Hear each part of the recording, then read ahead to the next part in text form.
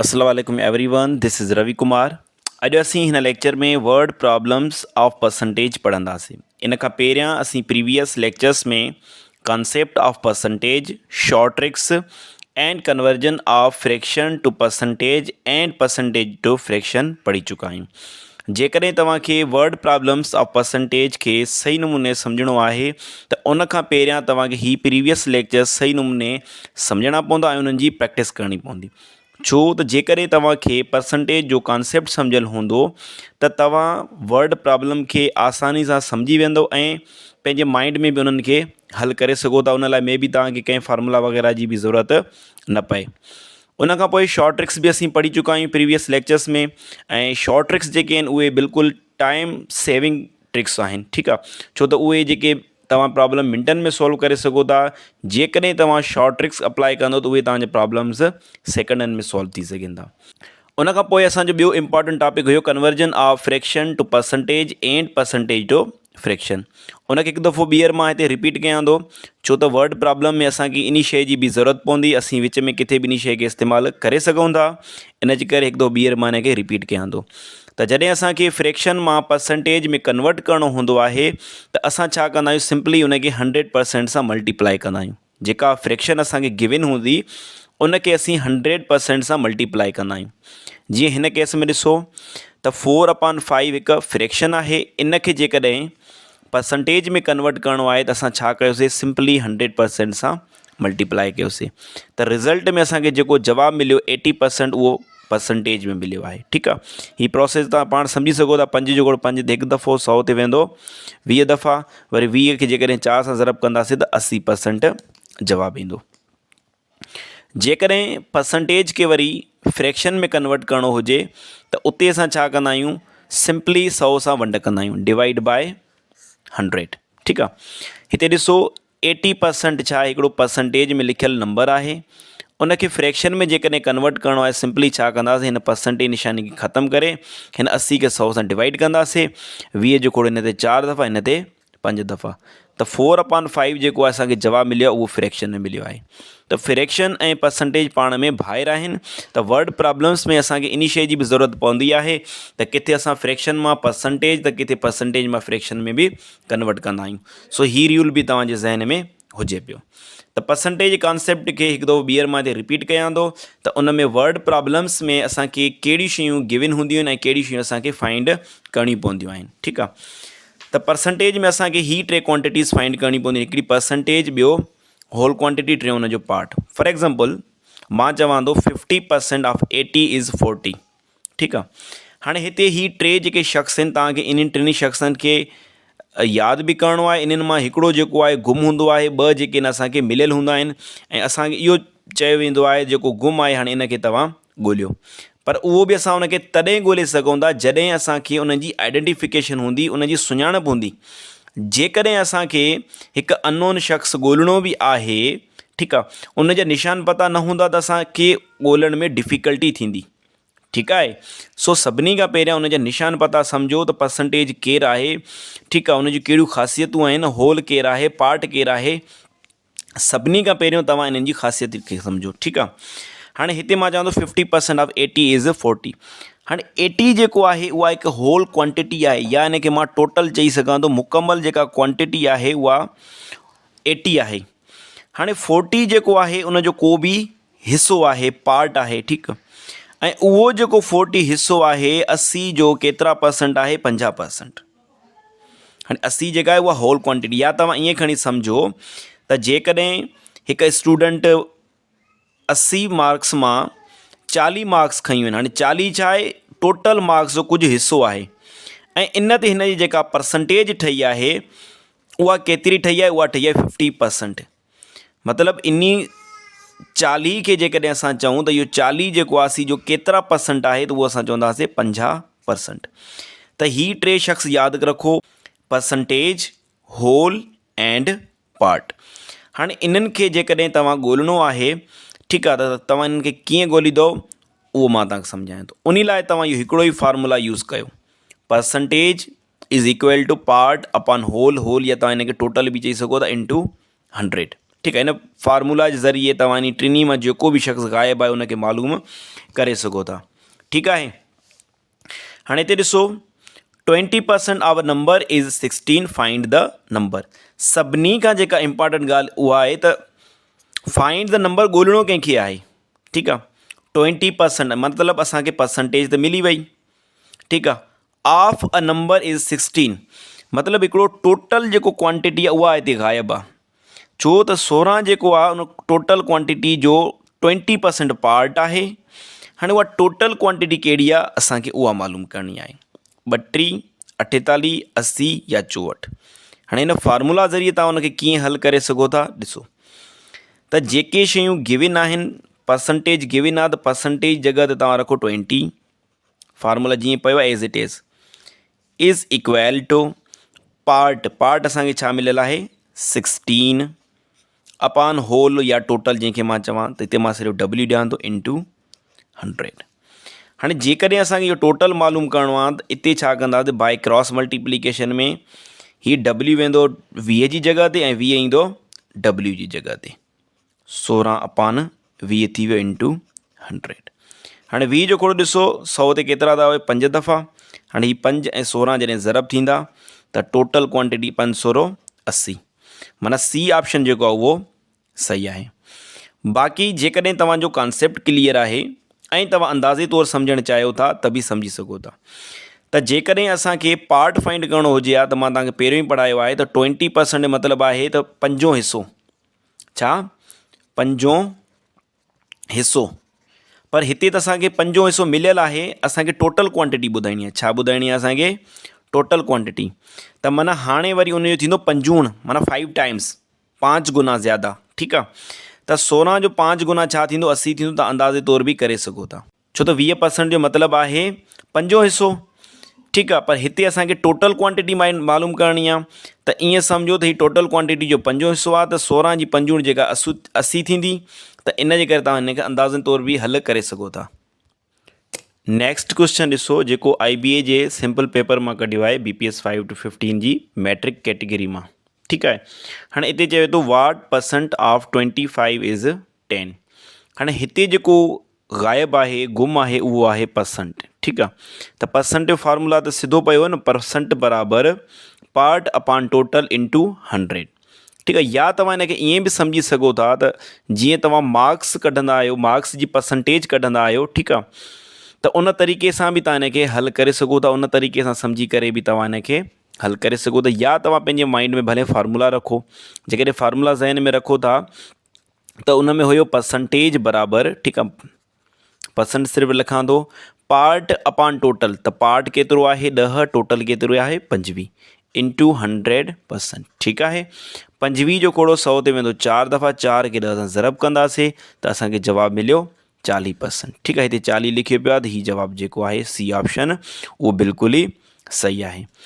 ठीकु आहे। त तव्हां ईअं सम्झी सघो था त टोटल मार्क्स हुयूं 25 उन मां शागिर्द जेके आहिनि 10 मार्क्स खयूं। छो त हीअ जेको शइ आहे न हीअ डेली लाइफ सां रिलेटेड आहे। त रोज़ानो जेकॾहिं को टीचर आहे त उहो शागिर्दनि खे मार्क्स टेस्ट वठे थो त उन टेस्ट जी मार्क्स परसेंटेज बि कढे थो या उनखे मार्क्स हिन तरह लिखी ॾिए थो पियो त 25 मार्क्स आहिनि ऐं आउट 10 मार्क्स जेके 10 आहिनि ऐं परसेंटेज कढणु बिल्कुलु बि आसानु आहे। ठीकु आहे। अहिड़ी तरह सवाल फिगर मां बि अची सघनि था पिया। ठीकु आहे। त उहो फिगर बि तव्हांखे मां सम्झायां थो पियो त फिगर मां कहिड़े तरीक़े सां सवाल ईंदा आहिनि। What percent of figure is shaded. हाणे असांखे ॿुधाइणी परसेंटेज आहे पर ॾिनल फिगर आहे ॿियो कुझु बि न ॾिनल आहे। न ई असांखे परसेंट पार्ट ॾिनल आहे न ई असांखे टोटल पार्ट ॾिनल आहे होल क्वांटिटी ॾिनल आहे कुझु बि न ॾिनल। ठीकु आहे। हाणे हिते असां छा कंदासीं सभिनी खां पहिरियां हिन फिगर में जेका शइ ॾिनल आहे उनखे असां फ्रैक्शन में लिखंदासीं ऐं फिगर खे फ्रैक्शन में लिखणु असीं पहिरें लेक्चर में पढ़ी आया आहियूं। ठीकु आहे। सो हाणे हिते ॾिसो टोटल केतिरा पार्ट्स इक्वल आहिनि टोटल 10 पार्ट्स आहिनि 1 2 3 4 5 6 7 8 9 10। त 10 छा थी वियो डिनोमिनेटर थी वियो। इहो असीं पहिरियां ई पढ़ी चुका आहियूं। जेकॾहिं का बि फिगर जेतिरनि इक्वल पार्ट्स में डिवाइड थींदी आहे त उहो थी वेंदो आहे डिनोमिनेटर। ठीकु आहे। हाणे असांखे ॿुधाइणो आहे शेडेड पार्ट। ठीकु आहे। उन जी परसेंटेज ॿुधाइणी आहे त हिते ॾिसो शेडेड पार्ट केतिरा आहिनि 1 2 3 4 5 6 7 त उहो थी वियो न्यूमरेटर। हाणे जेका असांजी इहो फिगर हुई उन खे पहिरियां असां कन्वर्ट कयोसीं फ्रैक्शन में। उन खां पोइ हींअर ई तव्हांखे पढ़ायो आहे त फ्रैक्शन खे परसेंटेज में कन्वर्ट करण लाइ असीं हिन खे 100% सां मल्टीप्लाई कंदा आहियूं। त हिते ॾिसो 10 जो कोड़ो 100 ते वेंदो 10 दफ़ा, 10 खे जेकॾहिं 7 सां ज़रब कंदासीं त 70%। इन जो मतिलबु ऑप्शन नंबर डी जेको आहे उहो सही आहे। या अंदाज़े तौरु बि तव्हां करे सघो था। ॾिसो त 10 मां 7, 10 मां 7 अहिड़े तरीक़े सां तव्हां अंदाज़े तौरु सम्झी सघो था। जेकॾहिं 10 मां 7 शेडेड आहिनि त 100 ते केतिरा शेडेड हूंदा? 100 ते जेको ज़ाहिरी ॻाल्हि आहे 70 ई हूंदा। छो त जेकॾहिं कॉन्सेप्ट क्लियर आहे त तव्हां हिन फार्मूला वग़ैरह जे बिना बि पंहिंजे ज़हन में हल करे सघो था। नेक्स्ट क्वेश्चन ॾिसो, साॻियो मार्क्स वारो अची वियो, छो त हिते मां मार्क्स वग़ैरह न ॾिनियूं ऐं हीअ प्रॉब्लम जेको आहे डेली लाइफ सां रिलेटेड आहे, तॾहिं मां इहो बि ॾेई छॾियो आहे। अहिड़ा सुवाल बि ईंदा आहिनि। Faraz obtained 130 marks out of 200 marks, what is the percentage of his marks. हाणे इते बि असांखे परसेंटेज ॿुधाइणी आहे। त परसेंटेज जो फार्मूला छा आहे? Part upon total into 100। Part means त टोटल शइ जो जेको हिसो असां ॿुधायूं था, त 130 मार्कूं जेके आहिनि उहो पार्ट आहे, 200 जेके आहिनि उहो टोटल मार्क्स आहिनि, उनखे असां इंटू कंदासीं 100 सां। हाणे ॾिसो त हीअ लाइन वञे थी, हिन लाइन जे जेको 100 आहे उहो मथे आहे, न्यूमिरेटर आहे। त जेतिरा ज़ीरोज़ असां न्यूमिरेटर जा कट कंदासीं ओतिरा असां डिनोमिनेटर जा बि कट करे सघूं था। 2 ज़ीरो हिन जा कट थी विया, 2 ज़ीरो हिन जा कट थी विया, बाक़ी अपान में बचो 2, मथे बचो 130। 2 जो खोड़ो 130 ते केतिरा था वेंदो? 2 जो खोड़ो पढ़णु मतिलबु अधु करणु, त 130 जो जेको अधु थींदो आहे उहो थींदो आहे 65। त अहिड़ी तरह जेको जवाबु बी आहे ऑप्शन उहो करेक्ट आहे। अहिड़ी तरह हीउ जेको 130 आहे इहो 200 जो 65% आहे। नेक्स्ट क्वेश्चन ॾिसो 5 नंबर। In a study of 200 students under 25 years old, 20% have not yet learn to drive, how many students can drive. ठीकु आहे। हाणे हिकिड़ी स्टडी थी आहे, रिसर्च थी आहे, ठीकु आहे। उन मां 200 स्टूडेंट्स मां 25 सालनि खां हेठि जेके आहिनि 20% जेके स्टूडेंट्स आहिनि उहे जेके आहिनि ड्राइव नथा करे सघनि। ठीकु आहे। हाणे सुवालु इहो आहे हाउ मेनी स्टूडेंट्स कान ड्राइव, केतिरा स्टूडेंट जेके आहिनि उहे ड्राइव नथा करे सघनि। हाणे इते असां में छा गुम आहे? परसेंट पार्ट जेको आहे उहो ग़ाइबु आहे ऐं असांखे परसेंट पार्ट ॿुधाइणो आहे। ठीकु आहे। त जॾहिं तव्हांखे परसेंट पार्ट ॿुधाइणो हुजे त उन लाइ मां त ईअं चवंदुसि त फार्मूला खे यूज़ करण बजाए तव्हां सिर्फ़ु हिन तरह हिकिड़ो शॉर्ट जुमिलो लिखी छॾियो, 20% ऑफ 200। ठीकु आहे। माना असांखे हिन 200 जो 20% ॿुधाइणो आहे। ऐं परसेंट पार्ट जो तव्हांखे मां शॉर्ट ट्रिक्स बि पढ़ाए आयो आहियां। त हिन मां असां 2 ज़ीरो कट कंदासीं, बाक़ी हिते बचो 2 ऐं 20। त 2 खे जॾहिं 20 सां ज़रब कंदो तव्हांखे जवाबु मिलंदो 40। त इन हिसाब सां ऑप्शन नंबर बी जेको आहे उहो करेक्ट आहे। पर हिते असां खां सवाल इहो बि पुछी सघनि पिया त हीअ त अची वियो मतिलबु नेगेटिव में, जेकॾहिं पॉज़िटिव में अचे त केतिरा स्टूडेंट्स ड्राइव करे सघनि था। त पोइ असां छा कयूं आहे? 2 कंडीशन्स हुयूं। हिकु त हिन 200 जो 20% फाइंड करे उनखे असां 200 मां माइनस कंदासीं, असांखे जवाबु मिलंदो 160। या तव्हां ईअं बि करे सघो था डायरेक्ट, जेकॾहिं 20% स्टूडेंट्स ड्राइव नथा करे सघनि, इट मीन्स 80% स्टूडेंट ड्राइव करे सघनि था। त पोइ असां छा कयूं आहे? 80% ऑफ 200। त शॉर्ट में कीअं कंदव? 2 ज़ीरो विया, 2 खे जेकॾहिं 80 सां ज़रब कंदो जवाबु ईंदो 160। हिन तरह बि 160 ईंदो, हिन तरह बि 160 ईंदो। नेक्स्ट क्वेश्चन आहे, Ahmed wants to buy a book which costs ₹250. So far he has earned ₹56. He wants to know what % of the total price he has already earned. ठीकु आहे। अहमद जेको आहे हिकिड़ो किताबु ख़रीद करणु चाहे थो जंहिंजी क़ीमत जेका आहे उहा 250 रुपया आहे। ठीकु आहे। ऐं हिन वक़्तु ताईं हुन वटि जेका कमाई थी आहे, हुन वक़्तु जेका अवेलेबल अमाउंट आहे उहा 56 आहे। ठीकु आहे। हाणे उनखे इहो ॿुधाइणो आहे त केतिरी % अमाउंट जेका आहे हुन वटि अवेलेबल आहे। त हीअ बिल्कुलु उहो ई प्रॉब्लम आहे। टोटल क्वांटिटी असांखे गिवन आहे ऐं असांखे उनजो पार्ट बि गिवन आहे ऐं असांखे उनजी परसेंटेज ॿुधाइणी आहे। ठीकु आहे। त ही तव्हां बिल्कुलु उन तरह कंदव जीअं तव्हां पंहिंजे मार्क्स जी परसेंटेज कढंदा आहियो। ठीकु आहे। हाणे 250 खे तव्हां सम्झो त इहे टोटल मार्क्स आहिनि ऐं 56 खे तव्हां सम्झो त इहे ऑब्टेंड मार्क्स आहिनि। ठीकु आहे। त इज़ इक्वल टू न हिते असां ॾींदा इंटू 100। अच्छा, हिते 250 न आहे, 280 आहे, छो त जेके ऑप्शन्स ॾिनल आहिनि उहे 280 जे हिसाब सां ॾिनल आहिनि। ठीकु आहे। त 280, हिकु 0 मथे कट कयोसीं, हिकु 0 हेठि कट कयोसीं। 28 जो खोड़ो 56 ते वेंदो 2 दफ़ा। हाणे 2 खे जॾहिं 10 सां ज़रब कंदासीं, 2 20।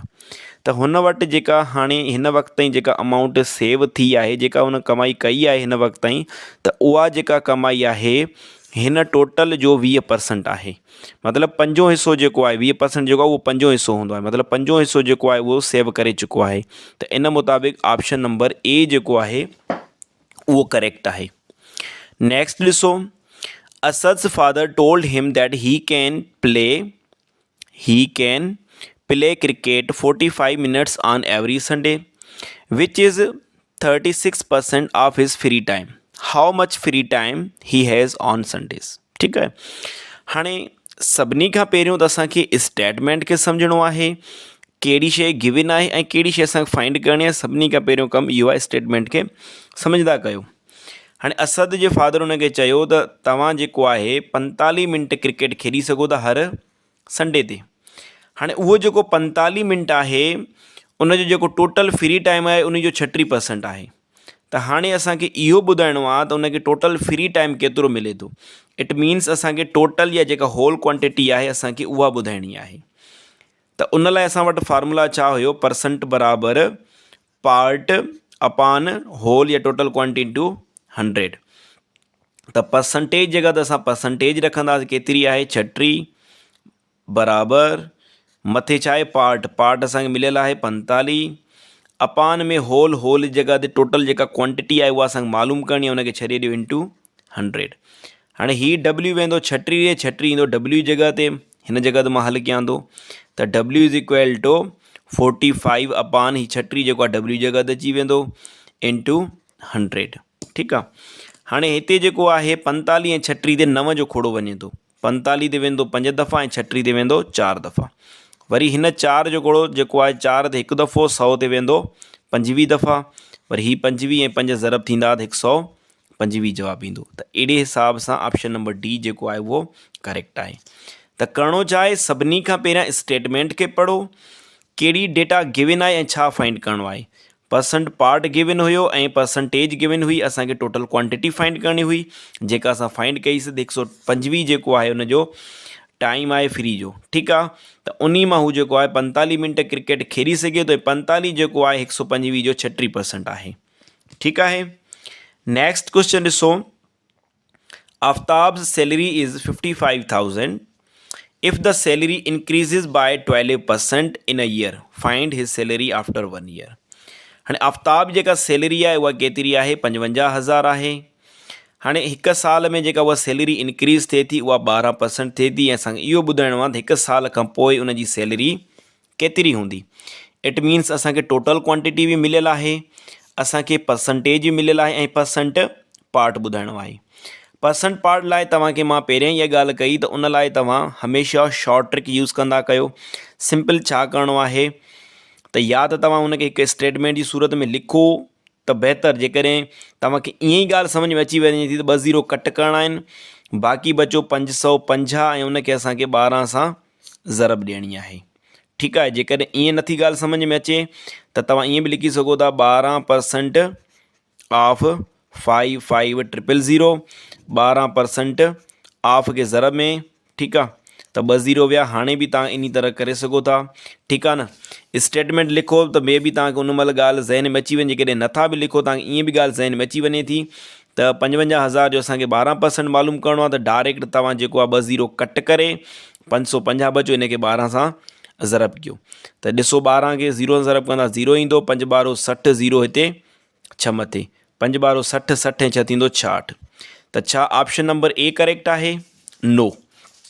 छो त सवाल खे सम्झो, मां पहिरियां ई ॻाल्हि कई त सवाल खे सम्झो सवाल में छा पुछियो वञे थो। चए थो फाइंड हिज सैलरी आफ्टर 1 ईयर, 1 साल खां पोइ हुनजी सैलरी केतिरी हूंदी। मतिलबु हीउ जेको इंक्रीमेंट लॻो आहे इहो असां 55,000 मतिलबु 55,000 में ही सैलरी जेका इंक्रीमेंट लॻी आहे इहा बि ऐड कंदासीं। जेकॾहिं असां खां इहा ॻाल्हि पुछी वञे हा त 1 साल में इंक्रीमेंट केतिरो लॻो, ठीकु आहे, उन हिकिड़े साल में उन सैलरी केतिरी इंक्रीज़ थी, त असांजो जवाबु बिल्कुलु 6,600 हुजे हा। पर हाणे सवाल जेको आहे फाइंड हिज सैलरी आफ्टर 1 ईयर, मतिलबु असांखां टोटल सैलरी जो पुछियो वञे थो, त अहिड़े हिसाब सां असां 55,000 में 6,600 बि जोड़ कंदासीं। उन खां पोइ जेको जवाबु थींदो उहो थींदो 61,600। नेक्स्ट क्वेश्चन आहे A toy car costing Rs60 is reduced by 15% in the sale. How much does it cost now? हाणे हिकिड़ी टॉय कार आहे जंहिंजी जेका पहिरियां प्राइस हुई उहा केतिरी हुई, 60 रुपया हुई। हाणे उहा 15% रिड्यूस थी वई आहे। केतिरे परसेंट? 15% जेको आहे सेल में उहा रिड्यूस थी वई आहे, त उनजी हाणे केतिरी प्राइस आहे। बिल्कुलु सिंपल प्रॉब्लम आहे। ही तव्हां पंहिंजे माइंड में ते ज़हन में बि हल करे सघो था त असांखे 60 जो 15% ॿुधाइणो आहे, ठीकु आहे। 60 जो 15% मतिलबु तव्हां छा कंदव, 60 खे 15 सां ज़रब कंदव ऐं 1 ज़ीरो कट कंदव। मां तव्हांखे पहिरियों ई ॿुधायो आहे, जेकॾहिं 1 ज़ीरो कट कयो था 1 डिजिट छॾे करे पॉइंट ॾींदव, शॉर्ट ट्रिक तव्हां यूज़ कंदव हिते, ठीकु आहे। 56 90, जेकॾहिं 1 ज़ीरो कट कयो आहे त हिते 1 डिजिट छॾे करे तव्हां पॉइंट ॾींदव, त केतिरो थी वियो, 9 थी वियो। मतिलबु 9 रुपया जेका आहे उहा रिड्यूस थी आहे। हाणे जेका न्यू प्राइस आहे 60 मां 9 कट कंदव, थी वेंदो 51। त शॉर्ट ट्रिक सां तव्हां हिन तरीक़े सां बि करे सघो था त 60 जी 15% फाइंड करणी आहे। 60 जी 15% मतिलबु 15% ऑफ 60। त तव्हां छा कंदव, 1 ज़ीरो जेकॾहिं कट कयो आहे 56 90, त 1 डिजिट छॾे करे पॉइंट ॾींदव। 2 ज़ीरो कट कंदा आहियूं त पोइ जेको आहे डायरेक्ट मल्टीप्लाई कंदा आहियूं, त उहे शॉर्ट ट्रिक्स में असीं पढ़ी चुका आहियूं। अहिड़े हिसाब सां ऑप्शन नंबर ए जेको आहे उहो सही रहंदो। नेक्स्ट ॾिसो, Ravi's salary is increased by 10% and then decreased by 10%। What is the percentage change in his salary. हाणे रवि जी सैलरी पहिरियां 10% इंक्रीज़ थी आहे, वरी 10% डिक्रीज़ थी आहे। नो चेंज, 1% इंक्रीज़ड, 1% डिक्रीज़ड, 1%, 2% डिक्रीज़ड। हाणे ॾिसण सां ईअं लॻे थो त 10% जेकॾहिं सैलरी इंक्रीज़ थी आहे, वधी आहे, 10% घटिजी वई आहे, त माना कोई फ़र्क़ु न पवंदो। पर जेकॾहिं ॻाल्हि परसेंटेज जी आहे त फ़र्क़ु पइजी सघे थो। ऑप्शन नंबर ही त बिल्कुलु ई न आहे, इहो कॾहिं बि दुरुस्त न कजो, ठीकु आहे। हाणे ॾिसो त पहिरियां हुनजी सैलरी केतिरी आहे। सैलरी फॉर एग्ज़ाम्पल असां रखूं था हिते 100, छो त हिते टोटल क्वांटिटी बि न आहे मिलियल असांखे, न ई असांखे परसेंट पार्ट मिलियल आहे, ठीकु आहे। पोइ असां छा कंदासीं, सपोज़ कंदासीं त उनजी सैलरी केतिरी हुई, उहा 100 हुई, ठीकु आहे न। जॾहिं इहे शयूं न मिलियल हुजनि पोइ तव्हां उनखे 100 सां सपोज़ करे सघो था, ठीकु आहे। ऐं ईअं हल करण में बि आसानी थींदी। हाणे सैलरी केतिरी हुई, 100। हाणे इंक्रीज़ जेको थी आहे, इंक्रीज़ केतिरी थी आहे, 10% इंक्रीज़ थी आहे। त असां हिन 100 जो 10% कढंदासीं। इहो त सिधो पियो आहे। 10% ऑफ 100 उहो त 10 थींदो, सिधो पियो आहे। 2 ज़ीरो विया, 1 10 सां ज़रब थींदो। त न्यू जेका सैलरी थींदी त पहिरीं सैलरी में इहो 10 ऐड थींदो। जीअं असां इन खां पहिरियों प्रॉब्लम पढ़ियोसीं त उन में बि ईअं थिए पियो त 55,000 सैलरी हुई, ठीकु आहे। इंक्रीमेंट लॻण खां बाद में उहा जेका न्यू सैलरी उहा उन में ऐड थी। त हिते बि हीउ जेको इंक्रीमेंट लॻो आहे 10%, उहो पहिरीं वारी सैलरी में ऐड थींदो। त हाणे जेका न्यू सैलरी थींदी उहा थींदी 110 रुपया। हाणे 110 रुपया सैलरी थी वई, मतिलबु 110 जेको आहे मां अंदाज़ो हिन मुताबिक़ वरितो आहे, ठीकु आहे। उहो सैलरी केतिरी बि थी सघे थी, फ़िलहालु सपोज़ 100 जे हिसाब सां कयो आहे, ठीकु आहे। हाणे 10% सैलरी थी वई, वधी वई, वीचारो रुरे पियो, ख़ुशि थिए पियो। वरी जेको आहे 10% वरी डिक्रीज़ थी वई, ठीकु आहे। हाणे जेका 10% डिक्रीज़ थींदी उहा हिन मुताबिक़ थींदी जेका न्यू सैलरी आहे, न्यू सैलरी मुताबिक़। त हाणे असां जेको 10% मालूम कंदासीं उहो हिन जो 10% आहे 110। 1 ज़ीरो हेॾां कट कयो, 1 ज़ीरो हेॾां कट कयो, बाक़ी 11 ऐं 1 बचो। 11 खे 1 सां ज़रब कंदव 11। हाणे हिन मुताबिक़ जेका सैलरी डिक्रीज़ थी आहे उहा 11 रुपया थी आहे। त इन तरीक़े सां 110 में जॾहिं असां 11 कट कंदासीं त बाक़ी बचो 99।